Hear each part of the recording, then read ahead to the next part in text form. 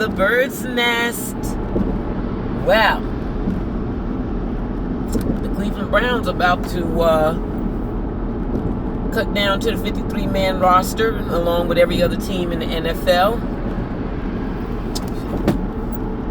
At least y'all can see me. I can't see. Anyway, and that includes them having to cut down at the quarterback position. But before I get into it, please like, comment, and subscribe for all your NFL recaps, news, and gossip. Alright, so I think it's after this preseason game.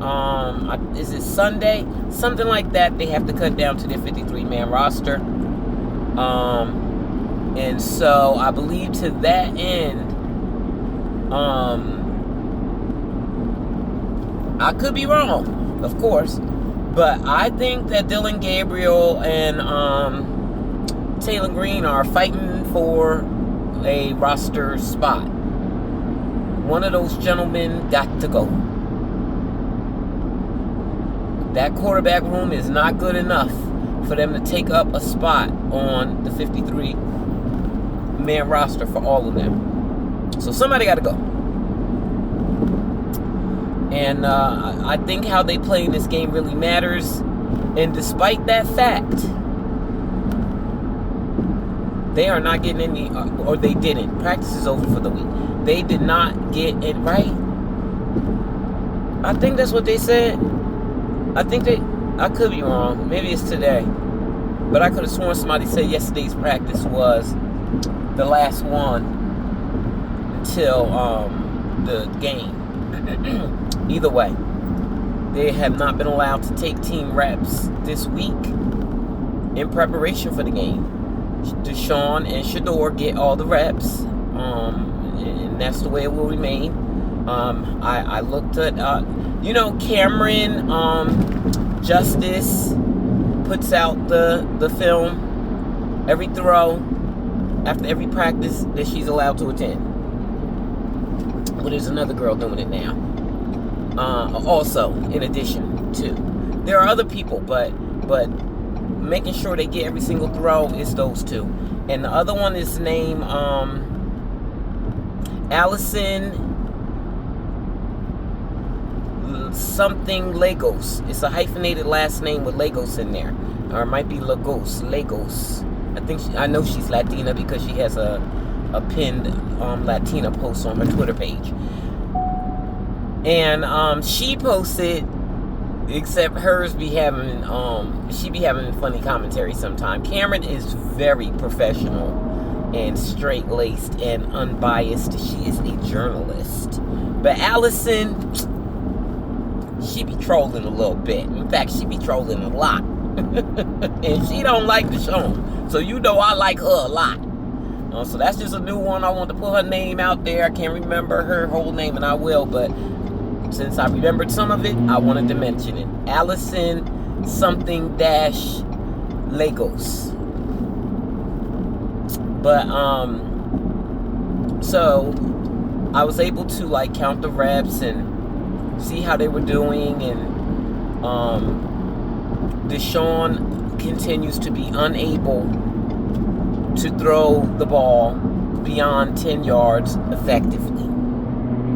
He had more reps than Shador, and he had a lot of completions, and I even gave him a credit for for rushing twice that he would have got sacked, and it wasn't, they say how he's mobile, and I told y'all I saw that one time out of all the training camp, him doing some little fancy moves, trying to run. This time he just ran straight, twice, getting sacked along the way. So, but I gave him credit for it anyway. So he had about 18 reps, and Shador had 11 reps. Wait, am I saying that wrong? 1, 2, 3, 4, 5. No. Shador had 7 reps, and he had 15 reps, something like that. He had more reps than Shador. Shador's reps were with the twos, but the Browns twos are freaking awesome. That's Isaiah Bond, Malachi Corley, and that's just right now, and Tylan Wallace. And then you got that. Matter of fact, I'm saying it wrong because it's Isaiah Bond, Gage Larvadane, Tylan Wallace, and then third string is Malachi Corley and Luke Floria. So practicing with them is fine. And Deshaun is practicing with the ones, which includes Jerry Jeudy, which is a setback for him. Anybody that's practicing with Jerry Jeudy is not practicing with the best. So it's okay. Shador's still getting his reps, and I think there's a plan there. But for now, Taylor Green and Dylan Gabriel are playing on Saturday, and the expectation is probably, it should be, that Dylan should be the best. I don't think it's going to turn out that way because Dylan been getting reps all along. Remember, he's so blessed. He's been getting reps for 2 years. He is developed as fully as he's going to get developed. And Taylor hasn't been getting reps. But funny, every time that he is given the opportunity, he does very well. So I'm actually looking forward to this game. I'm definitely going to watch. I want to see how they do because this is a battle for QB3. And we'll see how it works out. This person is ultimately going to become QB2 because Deshaun's going to get injured when they start playing real games, and I think it's going to be quick. And even if he doesn't, like everybody's like, he got to win these 2 games. I can't fathom any scenario where the Browns are winning these first 2 games against teams with established quarterbacks that didn't have to split reps and haven't split reps in training camp in years. If they ever did. I think Baker did, but shoot, Baker been in the league like 9 years now. I think he did his first year in Cleveland, but after that, well, he went to teams. Anyway, he ain't splitting them now. And Deshaun is not good. There's that part. And he been splitting reps. So he's not fully developed, just like Shador isn't, because they've been splitting reps.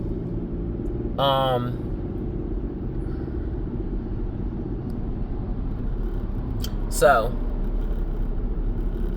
we're going to find out very soon what's going on with the team, what's the depth chart, with the other guys. Like for the life of me, I don't know why Jerry Jeudy is still considered a first string wide receiver. I can't figure it out, y'all. There are, in my opinion, several guys that y'all don't even think are better than him, that I think are better than him. So we'll see. We'll see what happens. We'll see what happens in this game. We'll see how all this stuff shakes out, because I know everybody is livid that Deshaun was selected as QB1, but I truly believe that the hope, probably for everybody except for him, is that he gets injured. Now, I was watching Shiloh posted one of his streams, and so I guess somebody paid. It was like a super chat on whatever platform he was using, and they paid, and your question gets announced, and he told him to weigh in on Deshaun winning the quarterback job, and Deshaun said, Shiloh said, hey, good luck to him. You know, I would never wish bad on anybody, and Shador's chance is coming, whether it be this season or next season. So I think they know, and like I've been saying for a while now, regardless of what they did with Deshaun, we already knew Deshaun is not the future. This is his last season on the Browns. the way the Browns been moving, to me, makes me believe that Shedeur is the franchise quarterback. That's what they think of him. He's a franchise quarterback, and they are developing him right now. That was Todd Monken's mission, if you will. Well, whoever was going to become the coach needed to tell them how they were going to develop Shedeur, because he's a first-round talent. He was the best quarterback in this draft, and I don't care what nobody say. We done seen it play out over a season. Shuck, I don't know why Shuck did so good, but I still don't believe he's better than Shedeur. But he got development that Shedeur didn't get. I expect Shedeur to come out here this time. Shedeur been doing some amazing things already. Watch G. Bush's film breakdown. Shedeur been doing some amazing things, or Chance Daniels. He's been doing some amazing things. His growth has been out of this world, and we see it, and yet we are not seeing the same from Jackson Dart and Cam. Y'all know how I be forgetting people's names. Cam Ward. So, I do believe he's a franchise, and he's going to be amazing when he gets out there. And I believe that they're just hoping that Deshaun will get injured quickly, and if he doesn't, he will be removed. But I believe by game 3. Ocho Cinco says by game 4, and Ocho seemed to have an inside track on that thing, y'all. So, Ocho had inside track last year too. Ocho be having inside track, so we got to accept it. He thinks it's game 4. I think it's game 3. Why would they put him out there in game 4 to get injured? Why? So the fans can witness him getting injured again and cheer again? Why would they do that to my boy? Or their boy? He ain't no boy of mine. I ain't claiming that boy. So I think, like they say, just let it play out. They always saying let it play out when we be crashing out. I'm gonna let it play out because I'm not expecting Deshaun to be QB1 for more than 2 games, 3 at the most, because that's what Ocho Cinco said. Ocho Cinco said game 4. The only way for that not to be the case is for him to win, and Deshaun is incapable of winning against the first 2 teams. Now, if it was first 3 teams, incapable. If it was, we got other people on the team on the schedule that I think he could be, like Cam Ward. He could beat the Titans maybe with his check down. That's all he does is check down. All those reps of his and Shedeur's that I counted, all were check downs. He had a lot of completions, but they all were check downs. And he attempted to throw the ball more than 20 yards once and failed miserably, like he does every time he tries to do that. Every time. He's not successful. Shedeur even was doing a lot of check down, but he had 2 mid-range throws that were successful. Deshaun cannot even pull that off. So, Shedeur continues to make Deshaun look crazy. And Mary Kay continues to pretend that she doesn't know what's going on. So I believe that she didn't, the Haslams are now using her as a shield for their decisions. She claimed, and this, she doesn't know, or actually she probably does know. I don't know what she knows, but she said that Coach Monken 100% made the decision to start Deshaun. That is a lie. Deshaun done told us twice. One thing I noticed about Deshaun is he likes to name drop the Haslams. So he ain't gonna let y'all get that off. Y'all keep trying to get it off, clearing it up. It's just me, Todd Monken, it's me. He been lying so much here lately. I don't even like seeing Coach Monken pressers anymore. because they are turning him into a blatant liar. And I don't like that. And I know he has to do it or else he can't have the job. So I don't like that. But he's trying to take responsibility for the stupid decision to start Deshaun when clearly it's Jimmy Haslam's decision. And it may even be Andrew Berry's decision because they want Deshaun to get injured so they can get some money back.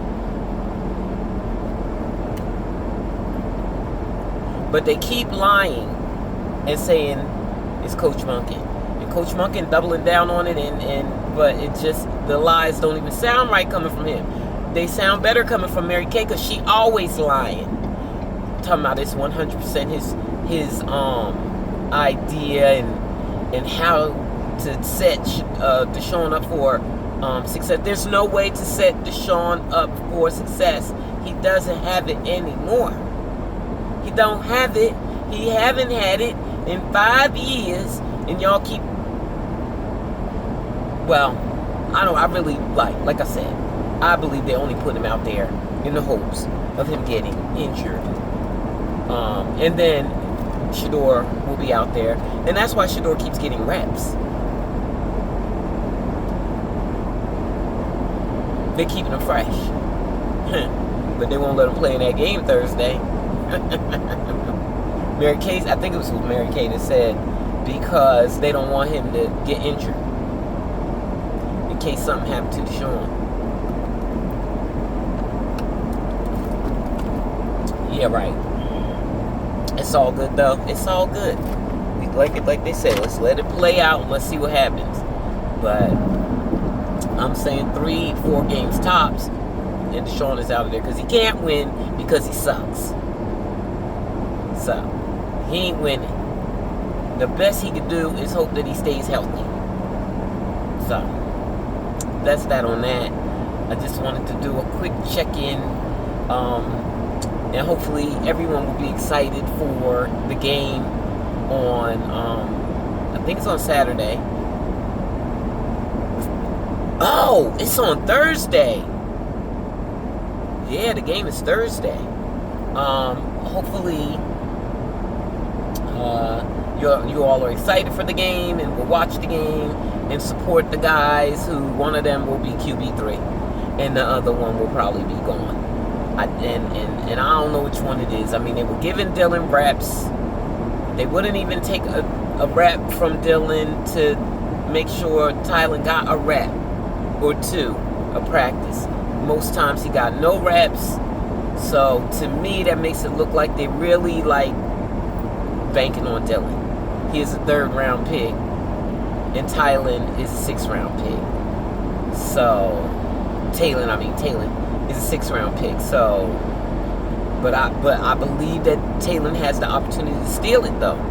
I do believe that if he does well, he's going to win the job because they need a good QB2 for when Deshaun gets injured. And Dylan, that boy been struggling severely. He really should be with Kevin. He should be with Kevin Stefanski because he plays Kevin's game. As smart as he is, Coach Monken's game, y'all say he's smart, but he can't get the cadence together. And I told y'all, like, they're like the pre-snap penalties don't mean anything. They do mean something. The thing is, it wasn't Shador that was doing it. And I don't know that anybody made it seem like it was Shador. It's just that I know that Coach Monken was mad about it. And so I just wanted to, I wanted to go to Walmart. Anyway. And I just wanted to know what was happening. But Dylan is struggled with it, as I told you guys in the last game. The first time he got out on the field, he got 3 pre-snap penalties in a row and went from 1st and 10 to 1st and... I said no, because it's 5 penalty. It's a 5-yard penalty each time. So if he was 1st and 10 and became 1st 15, then became 1st and 20. He got the 1st and 20. No. Yeah. 1st and 20. Not even 1st and 20. because of pre-snap penalties. So that's Dylan that's struggling with that. I guess being smart doesn't help you with that. So we'll see if he gets command of that. I want to see. I'm excited. I want to see how he does with that, and how Talon does, who they say also is very smart. So you got the two smart guys battling it out. The battle of the smart guys on Thursday. Tune in. And then that'll give me an opportunity on Saturday to maybe watch some other games. I wasn't interested in this middle game that we just had this past weekend because that's not the one that the starters play in. And so this week is the dress rehearsal for teams that aren't trying to hide their quarterbacks like the Browns.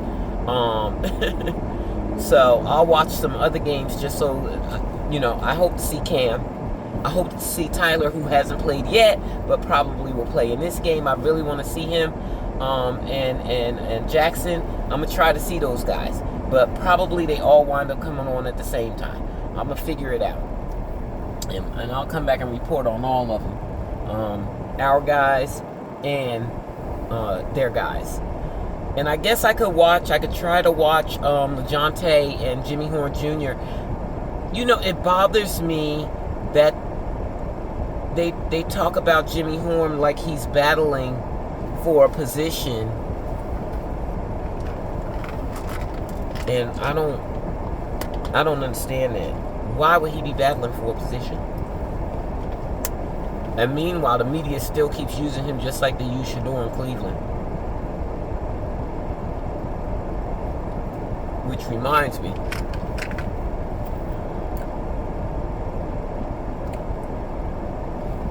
as I always say, all Shador fans are not the same.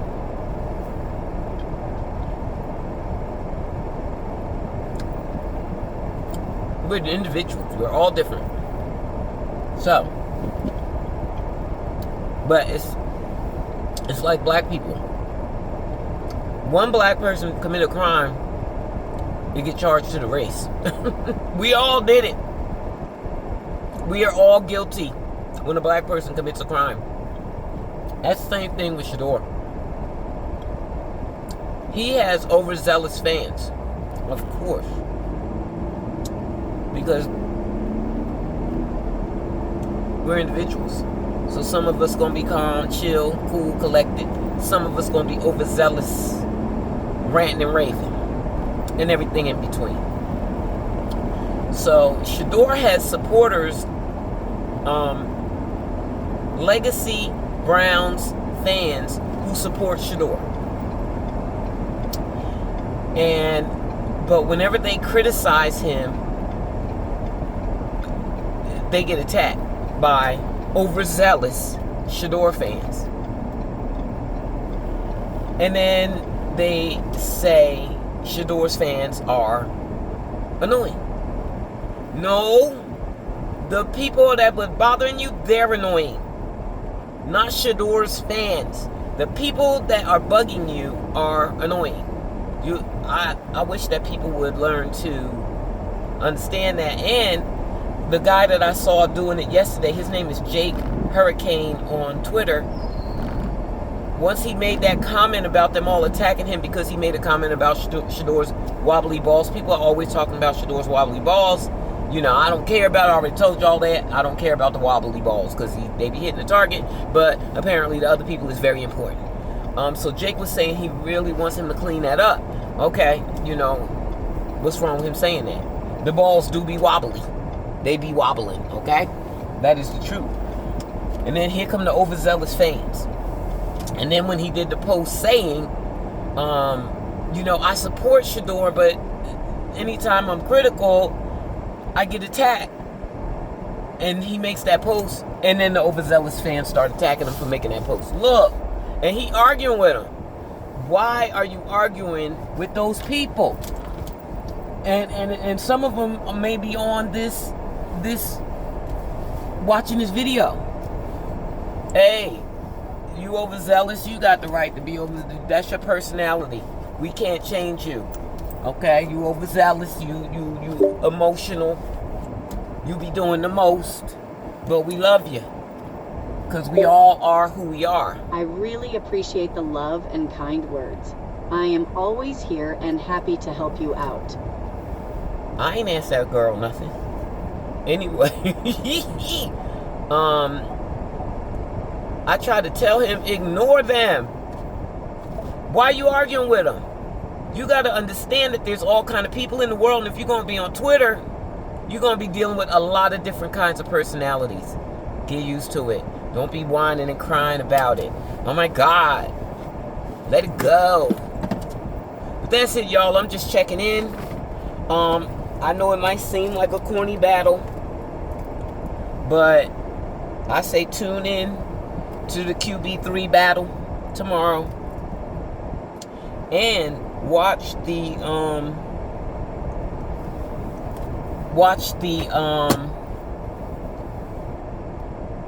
film review that G. Bush and Tyvis did yesterday. Bruh, G. Bush be cracking me up. I died laughing yesterday on that film review. He is crazy, y'all. So go ahead and check it out. The film review tells you what you need to know about where Shador is, how he improved, where he can continue to improve more. Same thing with Deshaun. But Deshaun, in my humble opinion, cannot improve. His confidence is shot and his body is shot. He's shot. He about to go 0-2 right quick. 0-2 out. 0-2 out. But as Ocho says, he gets to go 0-3 out. That's what Ocho say. And I think Ocho got the inside track.